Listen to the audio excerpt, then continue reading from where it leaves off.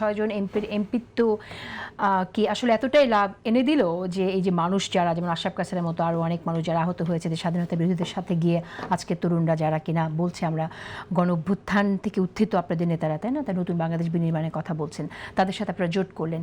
এই যে ক্ষতিটা কোনটা বেশি আপনার যদি একদম প্রথম থেকে যেটা বলছিলাম সেটা হচ্ছে আমাদের মেইন কমিটমেন্টের জায়গা ছিল, আমাদের বন্ধু শত্রু খোঁজার জায়গা ছিল, আমাদের রাজনৈতিক যে যাত্রা, এই যাত্রার মেইন যে জায়গা ছিল সেটা হচ্ছে সংস্কার ইস্যু। আমরা বারবার চেষ্টা করেছি এবং আমরা প্রত্যেকের সাথে কথা বলছি। আমরা শুধুমাত্র জামাতের সাথে কথা বলছি ব্যাপারটা এরকম না, আমরা প্রত্যেকটা রাজনৈতিক দলের সাথে কথা বলছি যে কারা কারা আমাদের সাথে ঐক্যমত পোষণ করে। এই যে ইস্যুটা, এখন একটা জিনিস চিন্তা করেন যে একদল মানুষ যারা হচ্ছে একটা নতুন কিছুর জন্য, নতুন একটা রাষ্ট্র ব্যবস্থার জন্য, নতুন একটা সম্ভাবনার জন্য, এ আর বি এর যেই ন্যারেটিভ ওই জায়গা থেকে বের হওয়ার জন্য তার রাজপথে নামলো একটা গণতান্ত্রিক ব্যবস্থার জন্য। এখন এই মানুষগুলোকে আপনি কি আসলে, তারা যে স্বপ্নটা দেখছে এই স্বপ্নের জন্য আসলে এনসিপি একদম প্রথম দিন থেকে সংস্কারের ব্যাপারে কমিটেড ছিল।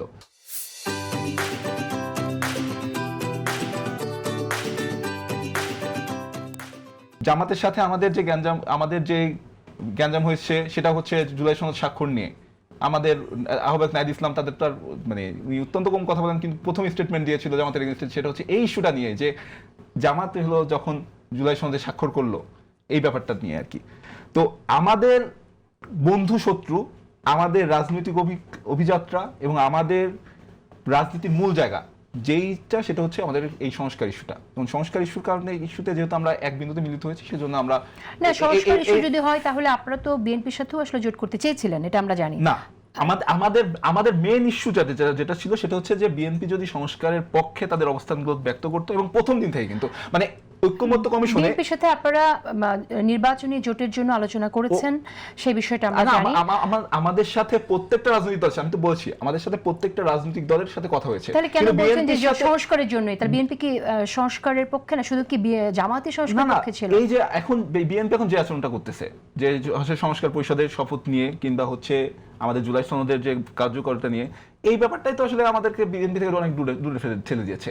আপনি যদি আমাদের সংস্কার কমিশনে মানে ঐক্যমত্য কমিশনের যে মিটিংগুলো দেখেন, ওই মিটিংগুলোতে আসলে আমাদের দূরত্বগুলো তৈরি হয়েছে, এবং ওই মিটিংগুলো আসলে আমাদের বন্ধু এবং শত্রু আমাদের তৈরি করে দিয়েছে যে আমাদের যদি এই নতুন যে তরুণদের যে চাওয়া, যে সংস্কারের যে চাওয়া, এই চাওয়াটা পূরণ করার জন্য যে আমাদের সামনে আর কোনো অপশন ছিল না। এবং আমরা একদম প্রথম দিন থেকে চেষ্টা করেছি এবং প্রত্যেকটা মানুষের প্রত্যেকটা রাজনৈতিক দলের সাথে আমরা কথা বলেছি, কিন্তু আপনারা মনে করেছেন আপনাদের সংস্কারের জন্য জামাতের সাথেই যাওয়া যায়, জামাতের সাথে আপনাদের অনেক কিছুতেই এই জায়গাতে মিলে। আমি প্রশ্ন করি, জামাতপন্থী আইনজীবী যিনি জামাতকে ডিফেন্ড করে যাচ্ছেন নির্বাচনের সময়, তিনি জামাতের ভোট চেয়েছেন, ভোট চেয়েটা আপনারা দেখেছেন যে একজনকে টাকা দিতে গিয়ে, সেটা আমরা সোশ্যাল মিডিয়ায় অনেকেই দেখেছেন, সেটা সে বিষয়ে ওনার অবশ্য অন্য ব্যাখ্যা আছে। এইরকম ব্যাখ্যা অবশ্য ধরা পড়লে আমরা রাজনৈতিক দিতে দেখি। তিনি আপনাদের একজন নেত্রীকে নিয়ে বলেছেন, শারমিনের কথা বলেছেন, সামান্তাকে বহিষ্কার করা উচিত, সামান্তারা বিক্রি হয়ে থাকে, যখন যে কথা বলতে বলে তখন সে কথা বলে। আপনাদের একজন নেত্রীকে নিয়ে তিনি যে মন্তব্য করলেন, আমি জানতে চাই শুধু যে এই ধরনের থার্ড ক্লাস লোককে নিয়ে আমরা আসলে মানে মন্তব্য করতে আসলে আমার মানে কষ্ট হয় আর কি। উনি একদম প্রথম দিন থেকে যদি বলিস তাহলে উনার যে চিন্তা ভাবনা সভ্য সমাজের উপযোগী কোনো চিন্তা ভাবনা না, এবং তার যে এই স্ট্যান্ড আমার জানা মতে 11 দলীয় জোট কিন্তু জামাতের অফিসিয়াল কোনো স্ট্যান্ডও না, এটা আমি যতটুকু জানি আর কি।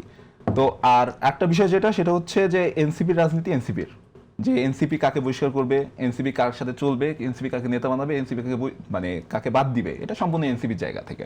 কারণ উনার মানে যেই জায়গা, সেই জায়গা থেকে এই ধরনের কথা বলতে পারেন না, এটা তার ক্ষমা চাওয়া উচিত। তো জামাতের নেতাদের সাথে বিভিন্ন জায়গায় উনি যাচ্ছেন এবং ভোট চেয়েছেন একই মঞ্চ থেকে, সুতরাং আপনি মানে